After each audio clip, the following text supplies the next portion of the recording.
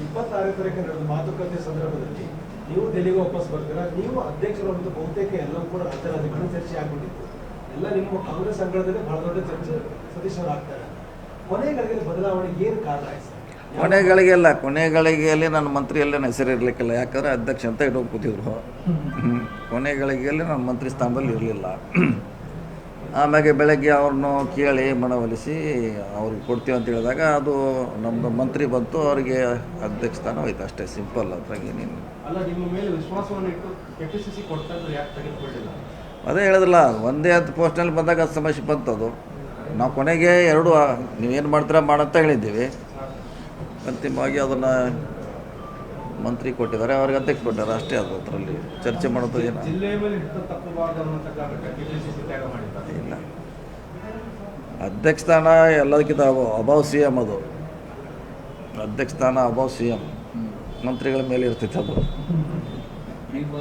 ಹಾಂ, ಮತ್ತು ಹಂಗೇನು ಹಿಡ್ತಾ ಏನು ತಪ್ಪಲ್ಲ, ಇನ್ನೂ ಜಾಸ್ತಿ ಗಟ್ಟಿ ಆಗ್ತಿತ್ತು ಅದು ಹಿಡ್ತಾ.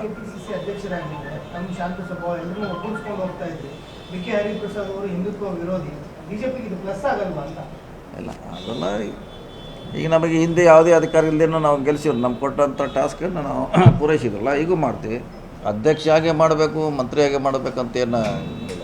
ನಾವು ಕೆಲಸ ಯಾವಾಗಲೂ ಮಾಡಿದ್ವಿ. ಹಿಂದೆ ನೀವು ಮಾಡಿದಂಥ ವರ್ಕು, ಸ್ಪೀಡು, ಕೆಲವೊಂದು ಕಡೆ ನಿಮ್ಮ ವೇಗ ಬ್ರೇಕ್ ಹಾಕುವಂಥ ಪ್ರಯತ್ನ ಪಾರ್ಟಿ ಒಳಗೆ ಆಗಿದೆ ಸರ್.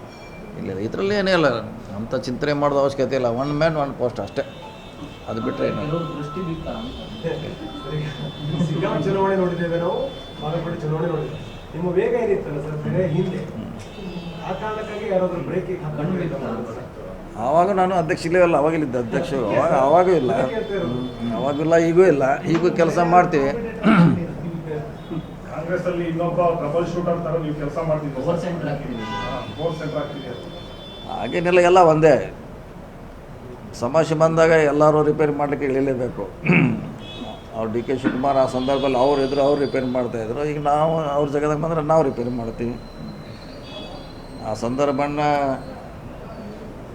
ಏನು ಅದಕ್ಕೆ ಸಮಸ್ಯೆ ಪರಿಹಾರ ಮಾಡಲೇಬೇಕು. ಅವರು ಮಾಡಿದ್ದಾರೆ, ನಮ್ಮ ಹಂತಲ್ಲಿ ನಾವು ಮಾಡಿದ್ದೀವಿ, ಮಾಡ್ತೀವಿ. ಅದೇನು ತೊಂದರೆ ವಿದ್ಯೆ ಅದೇ.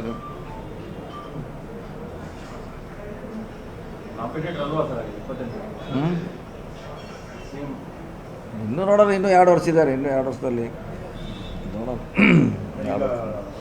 ಡಿ.ಕೆ. ಹರಿಪ್ರಸಾದ್ ಅವರು ಕೂಡ ನೆಕ್ಸ್ಟ್ CM ರೇಸಲ್ಲಿ ಸೇರ್ಕೊಂಡಂಗಾಯ್ತದೆ. ಹೌದು, ಅವ್ರ್ಯಾಕೆ ಆಗಬಾರ್ದು. ಅವರು ಎಲ್ಲ ಕೆಳಕಿಂತ ಹಳೆಯ ರಾಜಕಾರಣಿ.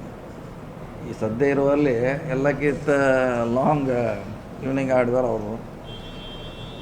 ಅವ್ರ್ಯಾಕೆ ಆಗಬಾರ್ದು. ಸಾಲು ಚುನಾವಣೆಗಳಿದೆ 2 ವರ್ಷದ ಅವಧಿಯಲ್ಲಿ. ಈ ಇತ್ತೀಚಿನ ಒಂದು ವಾರದಲ್ಲಿ ನಡೆದಿರ್ತಕ್ಕಂಥ 10 ಡೇಸಲ್ಲಿ ನಡೆದಿರ್ತಕ್ಕಂಥ ಡೆವಲಪ್ಮೆಂಟ್ ಎಲ್ಲವೂ ನಿಮಗೆ ತೃಪ್ತಿ ಇದೆ ಸರ್? ಏನು ಅಂಥದ್ದೇನಾಗಿಲ್ಲ,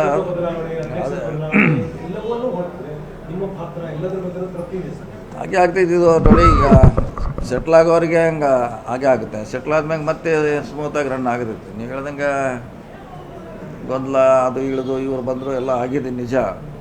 ಅದು ಮತ್ತೆ 10 ಡೇಸಲ್ಲಿ ಮತ್ತೆ ವಾಪಸ್ ಟ್ರ್ಯಾಕ್ ಬರ್ತದ್ರೆ ಅಷ್ಟೇ.